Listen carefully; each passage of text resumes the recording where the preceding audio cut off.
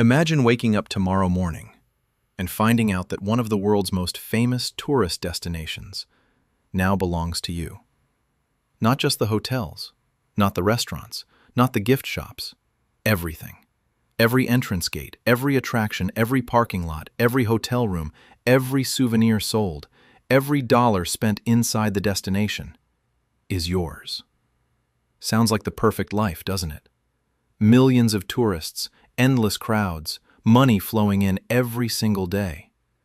Most people would assume you've become an instant billionaire. But here's where things become interesting. Because if I asked you one simple question, how much money would you actually make by the end of today? What would your answer be? $1 million? $5 million? $10 million? Or maybe nothing at all? That might sound impossible. After all, 50,000 visitors walk through your gates every day. Every one of them buys a ticket. Many stay in your hotels. They eat at your restaurants. They buy souvenirs. They pay for parking. Some even spend thousands of dollars on VIP experiences. So the money must be pouring in, right? Well, not exactly. Because here's the secret almost every visitor misses. The ticket isn't where the real money is made. In fact, some of the most profitable parts of a tourist destination are completely invisible to the people walking through it. And that's why two destinations with the same number of visitors can end the year with completely different profits. One becomes a billion-dollar empire, the other struggles just to survive. So, where does the money actually come from? How much disappears before it ever becomes profit? And what is the one business hidden inside every famous tourist destination that quietly generates more wealth than most people could ever imagine? Today, we're going behind the gates, not as tourists, but as the owner. Over the next few minutes, you'll follow every dollar from the moment the first visitor arrives until the park closes its gates at night. And by the end of this video, you'll discover that the world's happiest destinations may also be some of the most brilliantly engineered businesses ever built. So, let's unlock the gates, because your first customer is about to arrive. The gates. The roller coasters stand completely still. Restaurants haven't served their first customer, gift shops and not a single tourist has entered your destination. At first glance, it looks like nothing is happening. But if you could step inside, you'd realize something extraordinary. Your business is already making money, not because people are buying tickets, not because they're eating lunch, not because they're riding attractions. Something much bigger has been happening while the world was asleep. Overnight, thousands of hotel reservations were confirmed. Vacation packages were paid in full. International travelers landed after midnight. Families extended their stay. VIP guests upgraded their rooms. Before sunrise, millions of dollars had already begun flowing into your business. And yet, this is only the beginning. Because the most successful tourist destinations don't wake up when the gates open. They never really go to sleep. 24 hours a day, money is constantly moving. Guests are booking vacations months in advance. Travel agencies are selling packages across different countries. Airlines are bringing in tomorrow's visitors. Marketing campaigns are convincing next year's customers to make a reservation today. Every hour, someone, somewhere in the world, is paying your business, even while you're asleep, even while the park is completely empty. That's the first secret. A world-famous tourist destination doesn't operate like a park. It operates like an entire economy.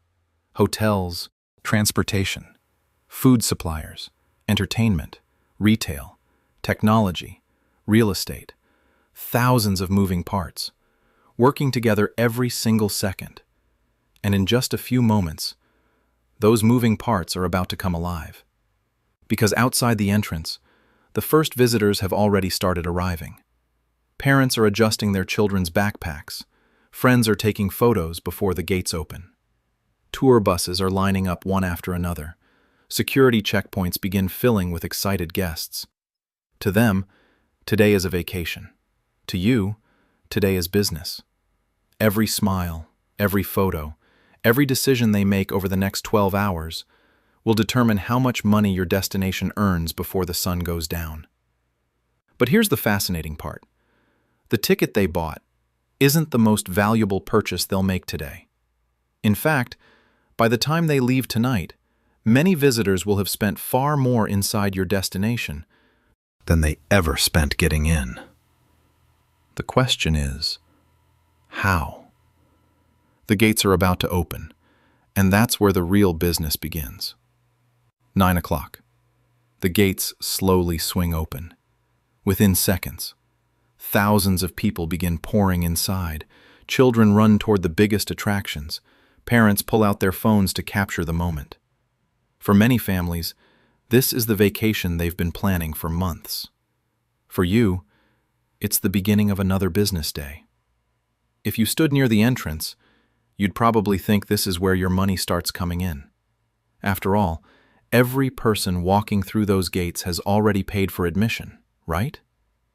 Not exactly. Because from a business perspective, the ticket isn't your product. It's an invitation. An invitation to enter an environment where almost every decision a visitor makes has been carefully designed to create value. Watch what happens during the first 10 minutes. A father buys 2 coffees while his children admire the castle. A young couple rents a locker because they don't want to carry backpacks all day. A family pays extra for a stroller, another upgrade. None of these purchases feel expensive on their own.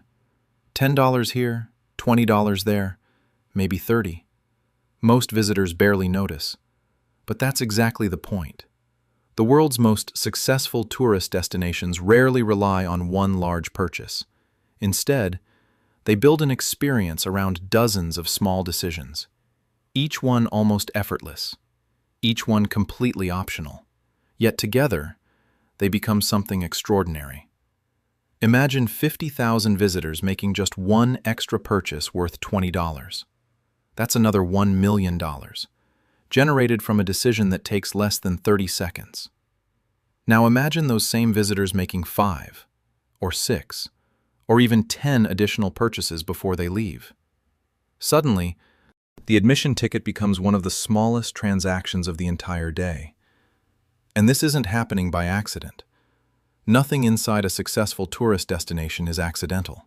The coffee shop near the entrance, the stroller rental beside the ticket gate, the lockers positioned before the biggest rides, the maps, the umbrellas, the sunscreen, even the bottled water waiting in refrigerated displays.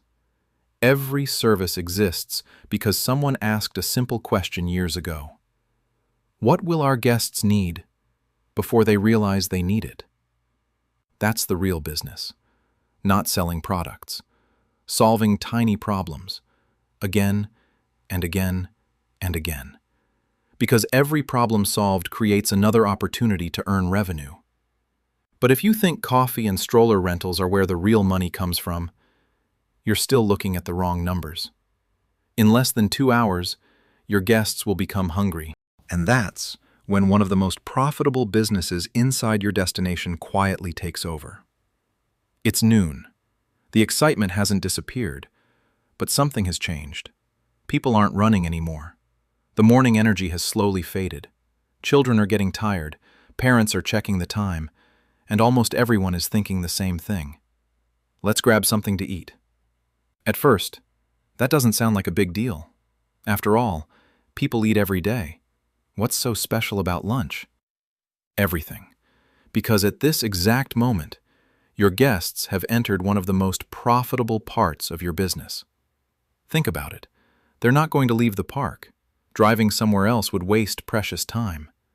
They've already waited in line for their favorite attractions. They don't want to start over. Convenience has suddenly become more valuable than price. And that's exactly what you've built your business around. A family of 4 orders lunch.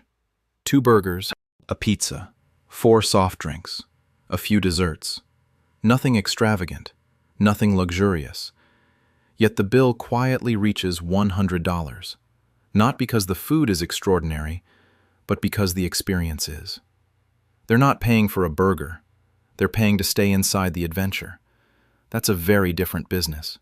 Now multiply that lunch by tens of thousands of visitors, every restaurant, every food stand, every coffee cart, every ice cream kiosk, working at full capacity, hour after hour. Suddenly, lunch becomes far more than a meal. It becomes an economic engine. But here's something even more fascinating. The world's biggest tourist destinations don't simply wait for guests to become hungry. They predict it. Long before visitors begin looking for food, your business already knows where they'll be.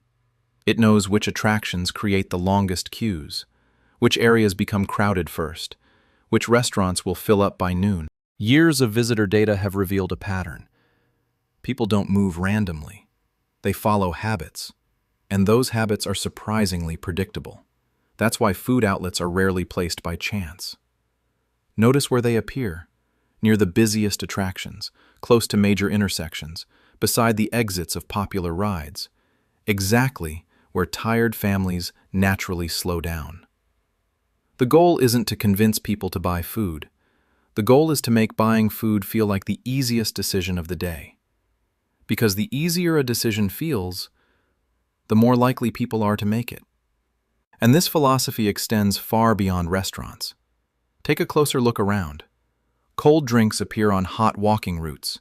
Coffee shops sit near the morning entrance. Snack carts line the paths where visitors have just spent 40 minutes waiting in the sun. Nothing is random. Everything is planned. Every location, every menu, every queue, every price. Every step has been carefully designed to answer one simple question: what does our guest need right now? And when you can answer that question thousands of times a day, revenue begins to grow almost automatically. But food isn't the most profitable thing your guests will buy today, not even close. Because in just a few hours, they'll walk into a place where logic disappears and emotions take over. A place where people willingly spend $50 on something worth less than $10. A place every visitor promises they won't enter, yet almost all of them do. The gift shop. By mid-afternoon, something interesting begins to happen. The excitement of the biggest attractions starts to fade. People have ridden the roller coasters. They've taken hundreds of photos. They've watched the parades. The day feels complete. And that's exactly when one of the most profitable parts of your business quietly comes to life: the gift shops. Almost every famous tourist destination follows the same pattern. You rarely see a gift shop at the entrance. Instead, you find it near the exit of a major attraction, or at the end of a spectacular show, or just before guests begin leaving the park. That isn't a coincidence. It's timing. Because people rarely buy souvenirs at the beginning of an experience. They buy them at the end, when the emotions are strongest. Psychologists call this the peak end rule. People don't remember every minute of an experience equally. They tend to remember the emotional high point and the way it ends. The world's biggest tourist destinations understand this better than almost anyone. That's why the most memorable attractions almost always lead directly into a store. Not because the store is part of the ride, but because the ride is part of the store. At that moment, visitors aren't comparing prices. They're reliving emotions. A child hugs the character they just met and spots the same character sitting on a shelf. A couple sees the photo taken during their favorite ride. Parents watch their children smile at a toy they'll probably forget within a year. Logic quietly steps aside. Emotion takes control.